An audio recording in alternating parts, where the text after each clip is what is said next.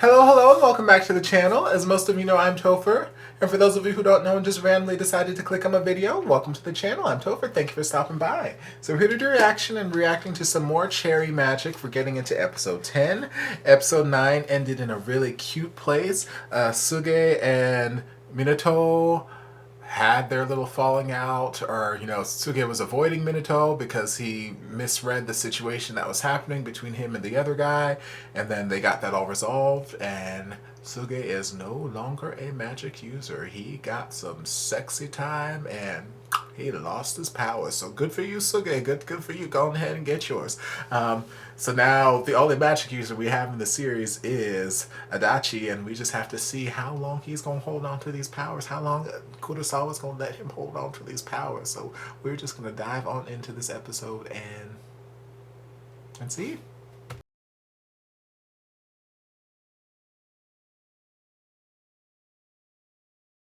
びっくりした。一瞬足立に心読まれたのかと思った。もし読まれてたら俺。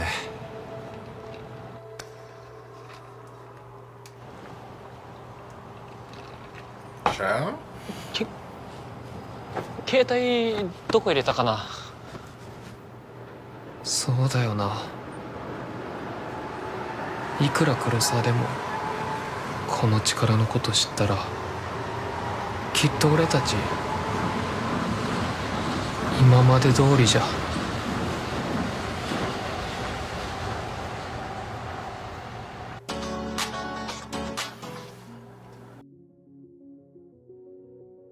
Okay, so another fantastic episode with lots of good development.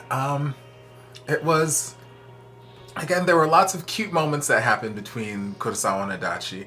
We started off with Suge just gushing, fangirling, being that 14-year-old schoolgirl in love with her first boy, just on the phone, just gushing to Adachi. And Adachi's, I'm sure he started off the conversation there supportive, but as the gushing went on and on, he kind of just autopiloted, tuned him out, and was focused on saying, "Oh yeah, that's great, that's crazy. Oh, I'm so happy for you. I'm so happy for you." Till finally Suge called him out like, "Hey, why you keep repeating that?" He's like, "Sorry, I got this competition I'm worried about."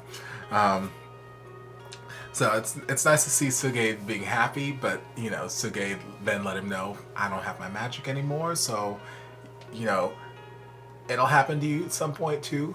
Don't be worried." He's just trying to reassure him, trying to comfort him. Don't be upset, don't be worried about anything. Just let it happen. It'll be good. You're not losing anything. You're gaining stuff. And then there's a lot of focus on Adachi and the stationary competition, which that whole section kind of went how I was expecting it to go in a sense. Like I was expecting him to have trouble finding his footing, finding his ground as far as the design concept went, and then finally letting the design or whatever be inspired by his feelings or his relationship with Kurosawa. So I was happy to see that happen. And they had the mock date or the fake date or the pre-date or whatever you want to call it, which was super adorable. Again, it's always nice to see, and in any of these series I watch, but especially these two, just happy and having fun, carefree, and just being like kids at a carnival, just having a good time. And Kurosawa being that boyfriend in love where he's just taking pictures, taking those unexpected pictures where he can just have them on his phone. Those pictures you take of the person you care about when they're sleeping, or you take those pictures when they're not looking, or those little videos just so you have those little mementos you can look back on and just like, oh, man, I am so lucky. This is mine, and I am so lucky. It's sweet. It's sweet. And again, I was super happy to see that coat. Kurosawa's coat. I'm here for it. I'm here for it. I want it. I want it in my size, obviously, not his size, because he is a much smaller man than I will ever be in life, and I would like to fit into the coat. But I would adore that coat. I just love everything about that look, and I'm glad I'm finally seeing it. After seeing it so many times in the end credits from behind, I'm glad to finally see these two outfits in person. It makes me feel like that end credits scene is just like actually coming to fruition, like they're actually together, they're actually in that happy place. Then, you know, Adachi got himself sick when he decided to go on the pirate ship and, you know, whatever, got dizzy and whatnot. And, you know, it made him have that not really awkward moment, but that moment where he thought Kurosawa was mad at him. And I feel like this is just a running theme with Adachi and me. It's kind of just, I'm not gonna say it's an introvert thing or like all introverts have this, but you know, I wouldn't be surprised if a lot of introverts relate in this sense where, you know, we may not necessarily be the best at communicating our feelings at all moments. So whenever we're alone with other people, it's very easy for us to second guess what we're doing. It's very easy for us to think that us doing anything is going to, you know, ruin the moment or make this person upset at us or make this person uninterested. Like constantly scrutinizing every single move that we're making in relation to the other people that we're around, afraid that the other people around aren't going to be having a good time. They're not going to be having fun. They're not enjoying themselves. And it's all our fault. It's everything that we're doing. And then, so, you know, he touched Kurosawa to see what was going on in his head and saw that it was just Kurosawa beating himself up. It wasn't anything that Adachi did. It was Kurosawa beating himself up because he was just trying to cheer up Adachi, and now he feels responsible for Adachi getting sick and, you know, blah, blah, blah. So it was a very real look into Adachi's mind, and I feel like it's something that's going to just come up all the time, which makes me happy that they had that second mock date. And Adachi, I was so proud of. Y'all don't know how proud of him I was in this episode again, to just get up that courage to have that conversation and be like, you know, you need to be open about your feelings with the people you care about. So I want to, you know, I want to be upfront.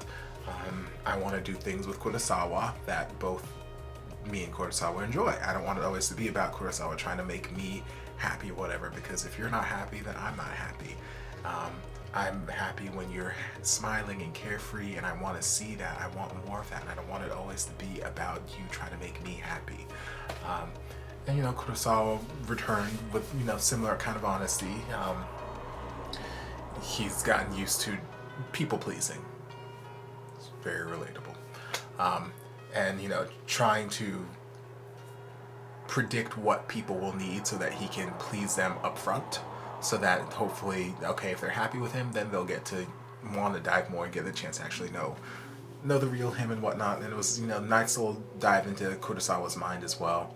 And then we had the cute back and forth, you know, it's nice that you're perfect, but when you're with me, you don't have to be perfect. I'd like it if you just relax and, you know, just be you. And he's like, well, I don't want you to get tired, annoyed of me. He's like, I can never get annoyed of you. And I'm like, I'm calling bullshit. I mean, it's sweet and it's romantic, and yes, that's the proper answer to tell, you know, your significant other, but let's be honest, there's gonna be times that y'all gonna get annoyed with each other. Y'all gonna get on each other's nerves. That's just life. Like, I've got, you know, best friends, family that I love dearly. I would do anything for them, but yes, there are times when they get on my damn nerves, and that is just the way life is. I mean, hell, I'm a very temperamental person. It's not that difficult to get on my damn nerves. I'm patient. I'm a very patient person. I'm a very complex person. I'm patient, but at the same time, I'm a Cancer, and my emotions are all over the damn place. So sometimes I'm hot and cold all the damn time. I'm an emotional, you know, this mood swing in constant flux. So, like, yes, I am very, very patient and understanding, but at the same time, I will go hot and cold, and I'm all over the damn place. So it's very easy to get on my damn nerves. It doesn't mean I don't love you. It doesn't mean that, you know, I'm upset with you or anything like that. It just means that I'm in a mood right now, and you are working my last nerve, so I need you to leave me alone so I can sort through whatever the hell's going on. So that little part of it, I'm like, it's cute. Yes, that's what you're supposed to say, but that's a damn lie. But yeah, I'm glad that they had that conversation, and that they had, you know, that second sort of mock date, and then the episode ended in a place that I've kind of been in my head thinking about, in a sense, because like, yeah, it's easy, and obviously if you guys have been watching, there have been a number of times when, you know, especially in this episode, where Kurosawa will just go silent. I'm like, what's going on in your head? What are you thinking? And I just blurt out like, Adachi, touch him. Just touch him. Because I want to know what he's thinking. I want that, you know, introspective look into his head, like, what is happening? You're not saying words, and you're usually the person who says words. So since you're not saying words, what are you thinking? I need to know what's happening right now. So I feel almost like I'm enabling Adachi, you know, peering into his mind. Although, you know, Adachi can't hear me. These are all Adachi's choices. I'm just agreeing with what's happening. But it gave a very real glimpse into the fact that, hey, you know, even though this is Kurosawa and he cares about me dearly, he cares about me immensely, and I care about him, still, I don't think that he would like his every thought being read. Then it's like, okay, well, how's this gonna work? How am I gonna be able to keep this secret, you know, while I've got these powers? Like, because he almost let it slip, I mean, a couple times, when he was talking about what, before they went to the carnival, when he was telling about how, you know, lady coworker gave him the candy, and then the other boss guy or whatever had it over him. He was like, hey, you go home, you've got the competition to worry about, I'll finish this, whatever. But those were his inner thoughts about the competition. And he's like, wow, he really said that? And then it's like, ooh, no, yeah, he actually, he totally said that. Oops. And then, you know, he's almost let it slip a couple of times, and it's like he's getting a little too comfortable. And I like that he's getting comfortable with Kurosawa, and, you know, he's, you know, feels that he can just, you know, speak his mind and whatnot, but he gotta be careful, because if he wants to keep this, you know, mind-reading thing a secret, he's got to be careful. But it's a very good thought process to have. Like, you don't, yes, these powers are interesting, and for the most part, yes, he's used them for good, you know, in different instances, whether it came to Fujisaki or Rokaku, or, you know, different instances where, you know, he kind of read their mind, or even the one client who just needed some cake. You know, he's used his powers for good, in a sense, where he's, you know, found out what's bothering people or what needs them, and he's helped to fix that, either by giving them what they need, or, you know, saying the right thing, or, you know, whatever. He's used his powers for good. But at the same time, like, you don't want, just because you've used them for good doesn't mean you want to abuse them. You don't want to run the risk of abusing them. So I feel like that's where he is right now with Kurosawa, because Kurosawa's been so good to him, so caring, so loving, has only wanted nothing but the best for him, and he doesn't want to run the risk of Kurosawa thinking that, I don't want to say that he's cheating, but like, he's invading his privacy. In a sense, he kind of is. He's just deep diving, like, okay, give me all your secrets. So in a sense, yeah, he's totally invading, you know, Kurosawa's privacy, and it's this sort of weird mixed feeling place that it puts me in, because it's like there's a part of me that's like, hey, you know, if he hadn't been doing this, I don't know that this relationship would have gotten anywhere near where it is now. I don't know that Adachi would have ever worked up the strength or the nerve to express his feelings to Kurosawa at any point. I don't know, hell, if he would have even developed these feelings, because he wouldn't have known that, you know, Kurosawa had these feelings for him, which is really like that initial trigger that led them down this path. They were in the elevator, and he's like, oh, Kurosawa's got a crush on someone. Then he found out it was him, and then that's what kind of triggered. Like, if he didn't have these powers and he didn't accidentally read Kurosawa's mind, rude. But if that didn't happen, then, you know, this relationship probably wouldn't have happened at any point. Kurosawa would have just been pining from afar, like he'd been doing for however long at this point. So there's that part of me that's like, yeah, reading his mind was a good thing, and has been a good thing so far, because it's gotten them to this point. But there's the other part of me that's like, yeah, those are his personal private thoughts, and he there's a number of times it's expressed, it's a good thing Adachi can't read my mind, otherwise, you know, I'd be in trouble, or, you know, something else, or, you know, whatever. There's a number of times he's expressed where it'd be a good reason for where Adachi can't read his mind. Meanwhile, Adachi's reading his mind. So there are certain thoughts that he doesn't want Adachi to hear. Not that he's trying to keep secrets, but, you know, we all have our inner monologue. We all have whatever's going on in our head, and we'd like to keep it there. There are a number of times I'm thinking things walking down the street, and I'm like, ooh, it's a good thing nobody's reading my mind. And if somebody's reading my mind, I'm sorry. I'm sorry for whatever thoughts are swirling around in my head at that particular point. My mind is a scary place, and I apologize for whatever you see when you're in there.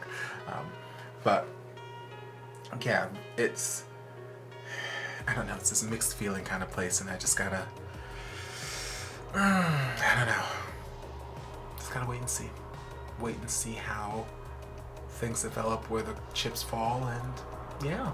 So we've got 2 more episodes left in the main series, and then the 2 bonus episodes after that. So I think I'm gonna get through 1 more episode in this recording session, then I'll save the other 3 for next week, or my next recording session. So I'm gonna stop here. I hope you guys enjoyed this reaction. If you did, don't forget to like, comment, subscribe, share, turn on notifications so you'll be notified when all my shenanigans get posted. If there's anything else you'd like me to react to, be sure to leave it down in the comments. I'll get to it as soon as I possibly can. If you'd like to support the channel in other ways, you're more than welcome to join us over on Patreon. You don't have to, but you're more than welcome to if you want to. And I'll see you guys in my next video. Love ya. And before you guys go, a shout out to my amazing patrons. I can't begin to express how thankful I am for your support. And if you guys would like to join us over on Patreon, the link is down in the description. I love you guys.